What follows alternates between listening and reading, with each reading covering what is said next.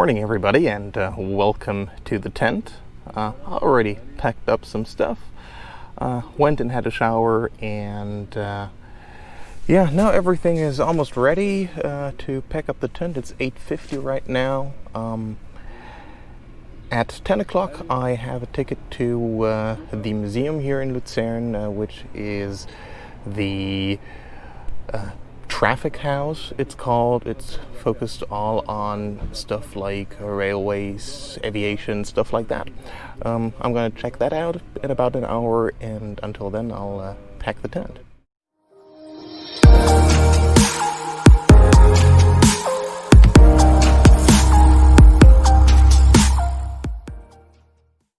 Alright, everything packed up at the campsite, so heading to the museum now. I already spotted the first very interesting thing in front of the museum. This is the actual drill head they used for the Gotthard base tunnel. It's 9.43 meters, or around 29 feet across. And it dug the longest railway tunnel on the world today. It's 57 kilometers long and transverses the Swiss Alps. Inside the train museum now. Even though I'm not the biggest train aficionado, it's really hard to not like these old, especially the steam engine trains. If you just take a look inside here, all these gauges and all these water and pressure lines that just look like they've been slapped on there without an ounce of thought. Sadly, YouTube doesn't give you smell yet, but even after all these years, all these trains in here, they still give off this smell of soot and grease and coal, and it's really, it just gives off a quite cool vibe.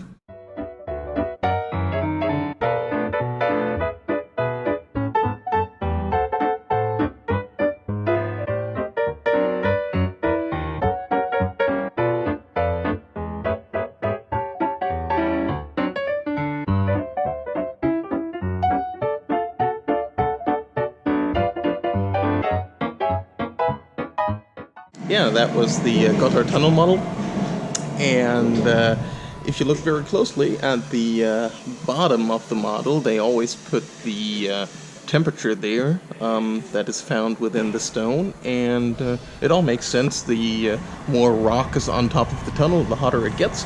Only in one area this isn't true, and that is this area I'm standing in front of right now. Right in the middle of the tunnel. It's more than 2,600 meters high, the altitude above the tunnel, and still it's only 27 degrees. The reason for that is that it passes over the so-called Piora syncline, and in that syncline there is water flowing through a sugar-like dolomite gauge material, and under the water pressure that cools the surrounding rock and leads to these lower temperatures. I mean, if you look here, it's 44 degrees there and 43 degrees there, but here in the middle it's only 27 degrees, and this anomaly is also displayed here.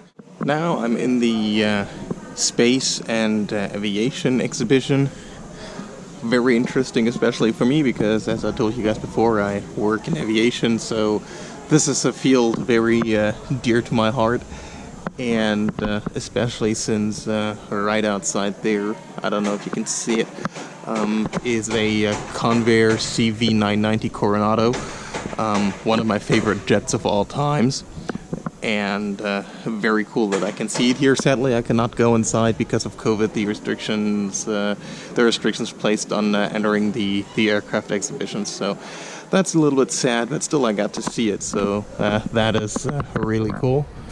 On the other hand, I just spent about, 30-40 minutes in the engine exhibition. So that was also really nice.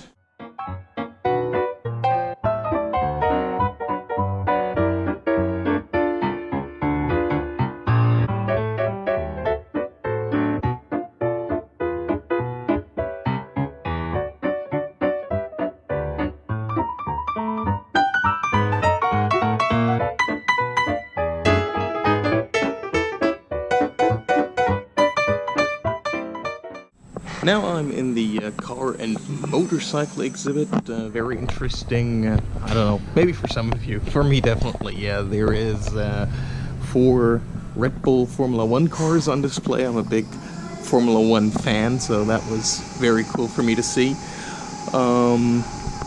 And also down there is a motorcycle and scooter exhibit. I'll check that out in a minute.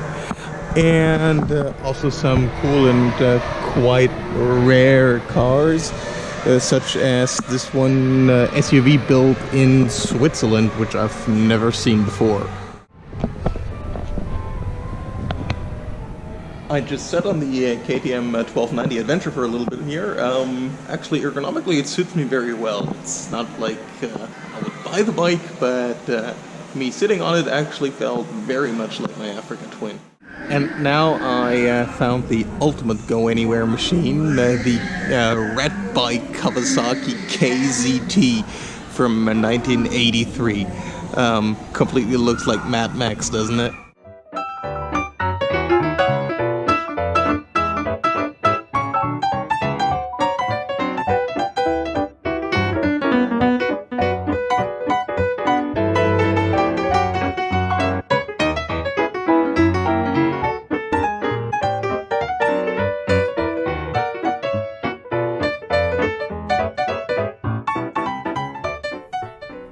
All right, let's go.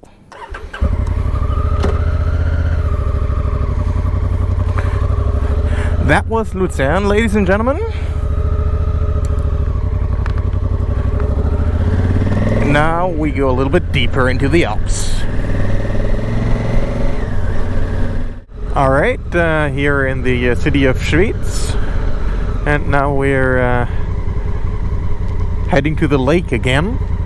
It's the same lake that you saw in Luzern, the Vierwaldstätter See. And but here we're actually riding along for a little bit, and it looks awesome.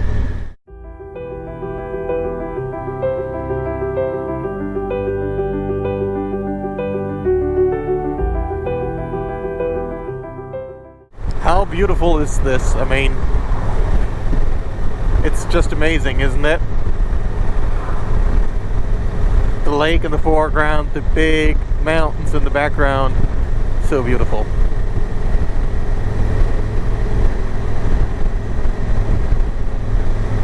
What a beautiful continent we all live on, fellow Europeans. More often than not, we do not appreciate it enough.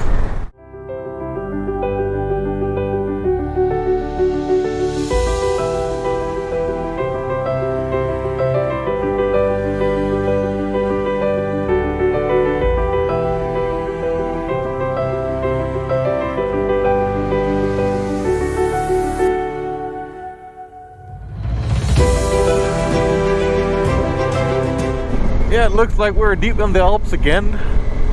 Very nice.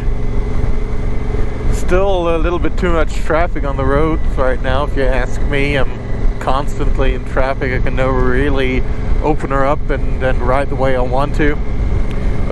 Lots and lots of other motorcyclists. I mean, I'm tired of waving at them and they're tired of waving at me, I guess, but because, I don't know, on the way up here I passed, I don't know, let me guess, 200 motorcycles already. So tons and tons of other motorcyclists on the road right now. I mean, obviously the weather is perfect, these roads are cool, the scenery is awesome, so of course why wouldn't you be riding a motorcycle here right now? But yeah, it's something else.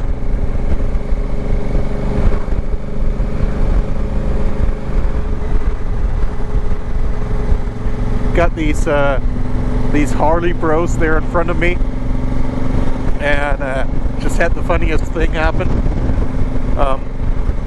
Another Harley approached us, and he waved at them, and as soon as he saw me and that I'm not on a Harley, he stuck his hand back on the handlebar, because it's beneath his honor to greet the ADV bro, I guess. So, anyways, that was kind of funny to me.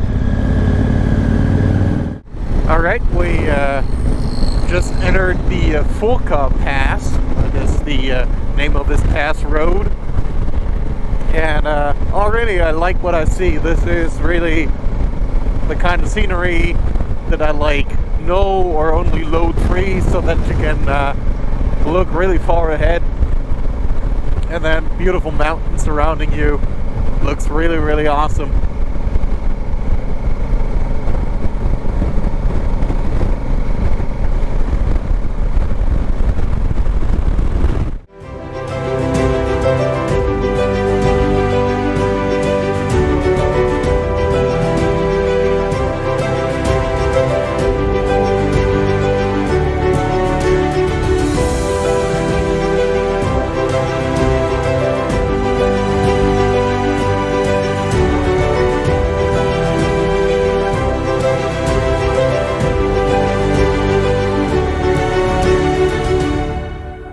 Yeah, but as I was saying, really nice and rugged up here.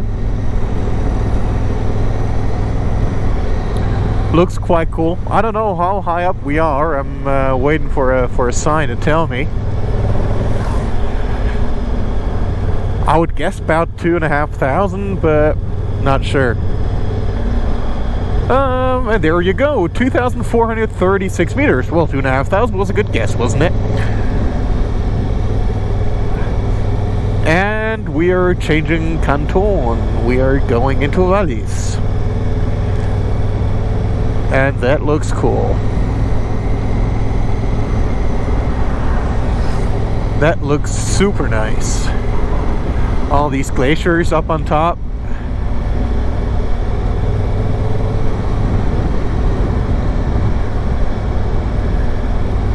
The rugged peaks. This is cool. I like it.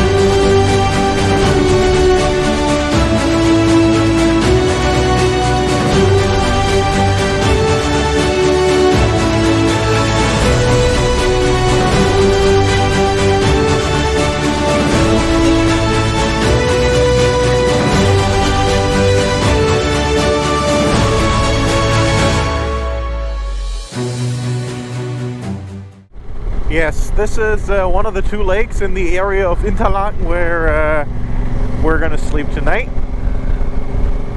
Now, I don't really know what the name of this lake is, but I do know what the name Interlaken stands for. It's between the lakes. I mean, the name itself already gives it away, doesn't it? I mean, inter is, I guess, Latin or Greek, but I guess Latin for between. and that Laken already sounds very close to lake, right? So definitely the city's name is between the lakes if you literally translate it. And this is one of the two lakes the city is between. And I guess this is also the one we're going to camp at tonight. But I'm not sure if that could also be the other. I'll have to locate the campground once we're closer to the city. I mean, it's not that far anyways anymore. GPS says 17 minutes to Interlaken. So before entering the city, I'll switch it up. Right now it's set to city center. So obviously I do not want to go there by motorcycle tonight. So before entering the city, I'll switch it up and look for campsites nearby. I know there's multiple. I haven't even picked one yet. So let's see.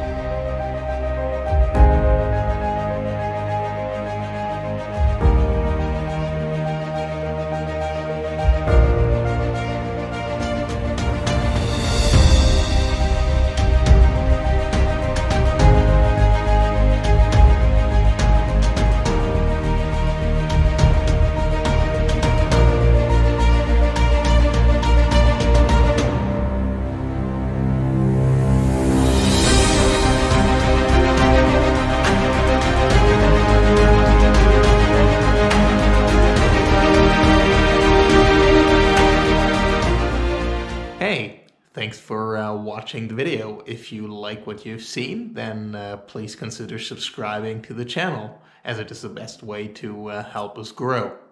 Cheers and see you soon, mate.